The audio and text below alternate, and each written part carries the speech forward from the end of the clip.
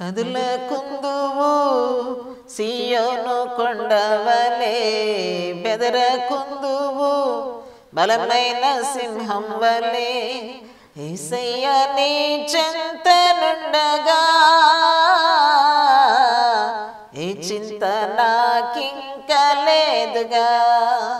యేసయ్య నీ చెంతనుండగా ఏ చింత నీకింక లేదుగా. కదలకుందువు సియోను కొండవలే, బెదరకుందువు బలమైన సింహం వలే. ప్రభువైన యేసుక్రీస్తు నామములో ఈ ఉదయకాల సమయంలో మీ అందరికీ నా హృదయపూర్వక వందనాలండి.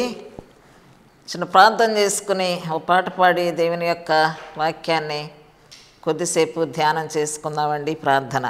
మా పరలోకపు తండ్రి, పరిశుద్ధుడా, ఈ పరిశుద్ధమైన శ్రేష్టమైన నామాన్ని బట్టి మీకు స్తుతులు. ఈ ఉదయకాల సమయంలో మీరు మాకు ఇచ్చిన ఆయుష్ను బట్టి, ఆరోగ్యాన్ని బట్టి, క్షేమకరమైన ఈ దినాన్ని బట్టి మీకు స్తుతులు నాయనా. మా తండ్రి, మా దేవా, ఈ ఛానల్ ద్వారా ప్రతి ఒక్కరి గృహంలోని మాటలు వినిపించటానికి మేమందరం కూడా ప్రభువా నీ రాజ్య వ్యాప్తి కొరకు సిద్ధపడటానికి నా తండ్రి మమ్మల్ని అందరినీ కూడా మీరు సిద్ధపరిచి మాట్లాడుతూ ఉన్నాను. నన్ను బలపరిచి వినుచున్న మీ బిడ్డలను గ్రహించే రీతిగా బలపరచుమని దీవెనలు ఇస్తున్నాము, అడిగి వేడుకొంచున్నాము తండ్రి. ఆమేన్. ఒక పాట పాడుకుందామండి. కోయువారు లేకపోయిరు, రాలిపోవా జోతువా. కోయువారు కొందరేనా, కోత మెండుగా మిగిలినా. కోయువారు లేకపోయిరు, రాలిపోవా జోతువా. కోయువారు కొందరైనా, కోత మెండుగా మిగిలినా. కోయువారు కొందరైనా, కోత మెండుగా మిగిలినా. సత్యవాక్యమెప్పుడు తెలిపే రక్షణ దినమిదేనని. సత్యవాక్యమెప్పుడు తెలిపే రక్షణ దినమిదేనని. లేమో తేజరిల్లు వేగ, లేమో తేజరిల్లు వేగ. రమ్ము దైవ సేవక, కోయువారు లేకపోయిరు, రాలిపోవా జోతువా.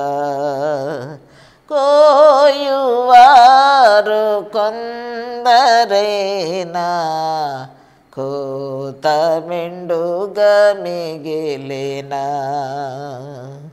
కోయువారు లేకపోయిరు, రాలిపోవా జోతువా. యేసు వార్త ప్రజ్వలింప లేశ వ్యవధి లేదుగా. యేసు వార్త ప్రజ్వలింప లేశ వ్యవధి లేదుగా. లేమో తేజరిల్లు వేగ, లెమ్మో తేజరిల్లు వేగ.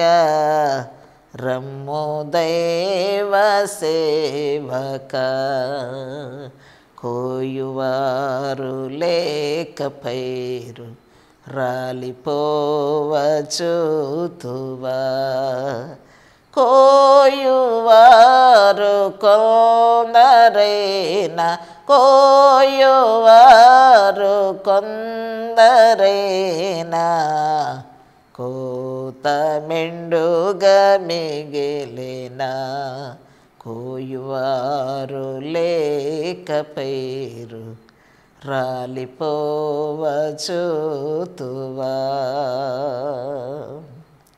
మరొకసారి ప్రభు నామములో మీ అందరికీ నా వందనాలండి.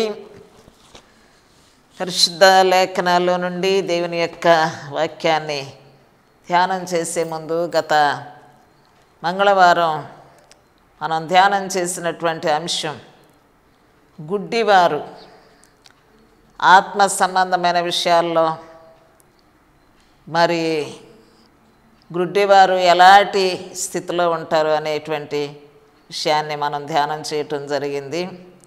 ఈ దినాన మానవుని యొక్క పతనము అనే విషయాన్ని మనం ధ్యానం చేద్దాం.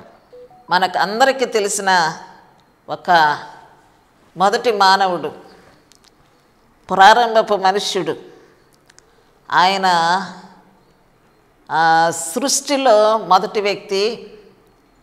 దేవుడు ఎంతో ప్రేమించి తన స్వరూపమందు తన పోలిక చొప్పున తనను నిర్మించినట్లుగా పరిశుద్ధ లేఖనాలు తెలియచేస్తూ ఉన్నాయి. కానీ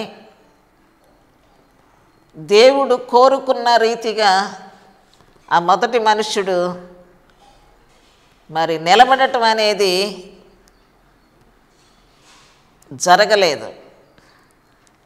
మానవ జీవితం మొదటి మనిషి నుండి పతనావస్థను చూపెడుతూ ఉంది.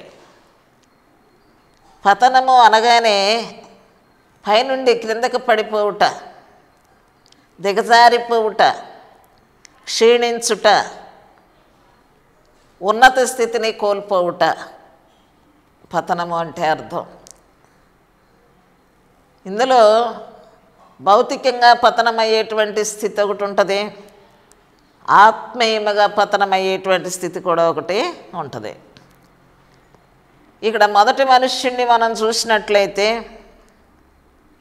తన పోలికలో తన స్వరూపమందు తన కోరిక చొప్పున తయారు చేసుకున్నటువంటి ఈ మనుష్యుణ్ణి అంత మాత్రమే కాకుండా ప్రసంగి గ్రంథం 7వ అధ్యాయం 29వ వచనములో దేవుడు నరులను యథార్థవంతులుగా పుట్టించెను, కానీ వారు వివిధ తంత్రములు కల్పించుకొని ఉన్నారు. అంటే నా స్వరూపమందు నా పోలిక చొప్పున ఉన్న నేను తయారు చేసుకున్న నా మనుష్యుడు మరి వివిధమైన తంత్రాలు కల్పించుకోవటానికి తయారు చేసిన నిర్మాణికుడు వివిధమైన తంత్రాలు కల్పించుకున్న స్వభావం కలిగిన వ్యక్తి కాదు. ఎలాంటి స్వభావము కలిగిన వారు అలాంటి పరిస్థితుల్నే సమకూర్చుకుంటారు. కానీ ఈ సృష్టి యొక్క నిర్మాణికుడు, మానవుని యొక్క నిర్మాణికుడు వివిధమైన తంత్రములు కల్పించుకునేటువంటి గుణము కలిగిన వ్యక్తి కాదు. ఆయన యథార్థవంతుడు, ఈ సృష్టికర్త న్యాయవంతుడు, ఈయనొక గొప్ప శిల్పకారి. అందుకే నేను ఎలా యథార్థవంతుడిగా ఉన్నానో అలాగనే దేవుడు అనుకున్నాడు, నేను సృష్టించినటువంటి యొక్క నరులందరూ యథార్థవంతులుగా ఉండాలి, యథార్థవంతులుగానే నేను పుట్టించాను. కానీ వారు వివిధమైన తంత్రములు కల్పించుకొని మరి బొత్తిగా వారు దేవుని యొక్క సహవాసాన్ని కోల్పోయే పరిస్థితులను తెచ్చుకున్నారు.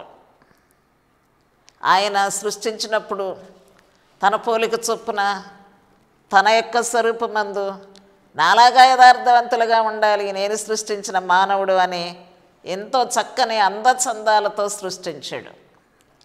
పిచ్చి పిచ్చిగా ఏం చేయలేదు మనిషిని, అందవిహీనుడిగా ఏమీ చేయలేదు మనుష్యుణ్ణి. మంచి జ్ఞానమిచ్చి యథార్థమైన మనస్సిచ్చి ఎన్నో అందచందాలతో నిర్మాణం చేసుకున్నాడు, ముచ్చటగా సంతోషంగా, కోరిక తీరా. ఎందుకంటే ఆయన శిల్పకారి కదా, ఆయనకు నచ్చినట్టుగా మలుచుకున్నాడు అన్నమాట. ఎందుకు ఈ పని ఈయన చేసాడు అంటే యేసుక్రీస్తు లాంటి కుమారులుగా ఎంతోమంది కుమారులు నాకు కావాలి అనుకున్నాడు ఆయన. తండ్రి అయిన దేవుని యొక్క ఆలోచన అది. ఎవరు పడితే వాళ్ళలాగా ఉండే మనుషులు కాదు నాకు. నా కుమారుడు ఒకడు ఉన్నాడు యేసుక్రీస్తు, ఆ యేసుక్రీస్తు లాంటి కుమారులు నాకు కావాలి, అలాంటి వారు కావాలి. యోహాను సువార్తలో చెప్తాడు, అట్టివారే కావాలని నా తండ్రి కోరిక. తనలాంటి వారే కావాలి, తన కుమారుని లాంటి వారే కావాలి అని ఆయన కోరిక. మానవుడు పతనమైపోతాడు అనేటువంటి దానిని ఒక పక్కన పెడితే ఆయన యొక్క ఆశ ఎంత ఉన్నతంగా ఉందో, ఒక మనిషి పట్ల ఎంత గంభీరంగా ఉందో మనం ఇక్కడ ఆలోచన చేయవలసిన వారమై ఉన్నాము. మానవుడితో ఒక గొప్ప జీవితం జీవించాలనుకున్నాడు దేవుడు. వీళ్ళిద్దరిని విడదయ్యలేనటువంటి గొప్ప అనుబంధంగా ఉండాలి అనుకున్నాడు ఆయన. నా మాట వింటూ నాతో జీవిస్తూ ఉండటానికి నేను ఒక నిబంధన చేసుకోవాలి మనుషుడితో అని ఆయన ఒక చట్టాన్ని తయారు చేసుకున్నాడు. ఎవరు వదులుకుంటారండి అత్యున్నతమైన దేవుని, సర్వాధికారి అయిన దేవునితో అనుబంధం నీకుంది అని నీకు ఏదైనా ఒక ఫోన్ కాల్ వస్తే ఎవరైనా వదులుకుంటారా? అలాగనే ఒక రాష్ట్రపతి దగ్గర నుండి మనకు ఒక ఫోన్ కాల్ వస్తే ఆయనతో అనుబంధాన్ని మనం వదులుకుంటామా? మనకు ఎంత ఆశ ఉంటుంది, ఎంత ప్రేమ ఉంటుంది, ఎంత సంతోషం ఉంటుంది. అలాగనే దేవుడు అనుకున్నాడు ఈ మనుషుడితో నేను ఒక అనుబంధాన్ని, ఒక సహవాసాన్ని పెట్టుకోవాలి అని. ఎవరు పోగొట్టుకుంటారండి? కానీ మొట్టమొదటి మనుషుడు ఆ సహవాసాన్ని పోగొట్టుకున్నాడు. కానీ సహవాసాన్ని పోగొట్టుకున్న ఆయన సృష్టించినటువంటి చిక్కుకున్నటువంటి నిర్మాణికుడు కనుక ఆ యొక్క వ్యక్తి మీద ఆ ప్రేమ వీడిపోవట్లేదు. ఆ కుమారుణ్ణి మర్చిపోలేకపోతున్నాడు. దేవునితో కలిసి జీవించే విధానాన్ని ఎందుకు దూరం చేసుకున్నాడని చెప్పి ఆ కుమారుడి గురించే ఆలోచిస్తూ ఉన్నాడు.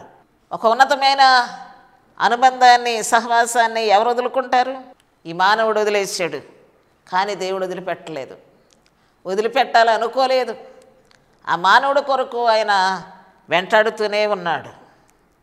ఆయన అనుకున్నాడు, నన్ను మానవుడిని విడదీసింది ఒక పాపం, ఒక అవిధేయత, ఒక అక్రమం, నేను చెప్పిన మాట వినకుండా అతిక్రమించినటువంటి ఆ యొక్క గుణము మా ఇద్దరిని విడదీసింది, నాతో ఉండే సహవాసాన్ని విడదీసింది అని దేవుడు ఆలోచిస్తున్నాడు. కానీ నా దేవునితో సహవాసం నేను పోగొట్టుకున్నాను అనేటువంటి కనీస బాధ కూడా మానవుడిలో కనపట్ల. కాకపోతే మొఖం చల్లని పరిస్థితి, ఎదటికి రాలేని పరిస్థితి అయితే కనిపిస్తుంది, కానీ పశ్చాత్తాపం అనేది కనిపించట్లా. ఈ విడదీసినటువంటి పాపాన్ని ఎలాగా జయించాలి? మరి మానవుణ్ణి దేవుణ్ణి వేరు చేసినటువంటి ఈ పాపం విషయంలో ఆలోచన చేశాడు. బాధ్యుడు మానవుడా దేవుడా? ఆలోచన చేయండి.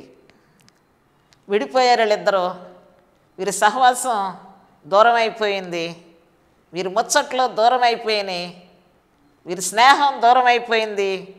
దేవుడా దీనికి కారణం మానవుడా? ఉదాహరణకు ఒక విషయాన్ని మనం ఆలోచన చేస్తే, ఒక విద్యార్థి పాస్ అవటానికి, ఫెయిల్ అవటానికి కారణం విద్యార్థి ఉపాధ్యాయుడా? విద్యార్థి అవుతాడు కానీ ఉపాధ్యాయుడు కానే కాదు. పతనం అనగా సాక్షాత్తుగా పడిపోవటం. పడిపోయిన తరువాత ఎలా కలుసుకోవాలి, వీళ్ళు ఎలా కలుసుకున్నారు అనే దాన్ని మనం ముందు భాగాల్లో మనం చదువుతాం. అసలు పడిపోయినటువంటి వ్యక్తిని, పతనమైనటువంటి వ్యక్తిని నేను కలుపుకుంటా రండి అనేవాళ్ళు ఎవరైనా ఉండారా భూమి మీద అంటే ఎవరూ లేరు. పడిపోయాడంటే పోతే పోయేళ్ళే పోనీ అనుకునేవాళ్ళు ఉన్నారు, వాడితో నాకేం పని అనుకునేవాళ్ళు ఉన్నారు. కానీ మరి ఆ వ్యక్తిని నేను కలుపుకుంటాను, నేను హత్తుకుంటాను అని తండ్రి తపన పడతా ఉన్నాడు. ఆదికాండం 3వ అధ్యాయము 1వ వచనం నుండి 19 వచనాలు చదివితే మానవుని యొక్క మరి పతనము అక్కడ వ్రాయబడి ఉంది.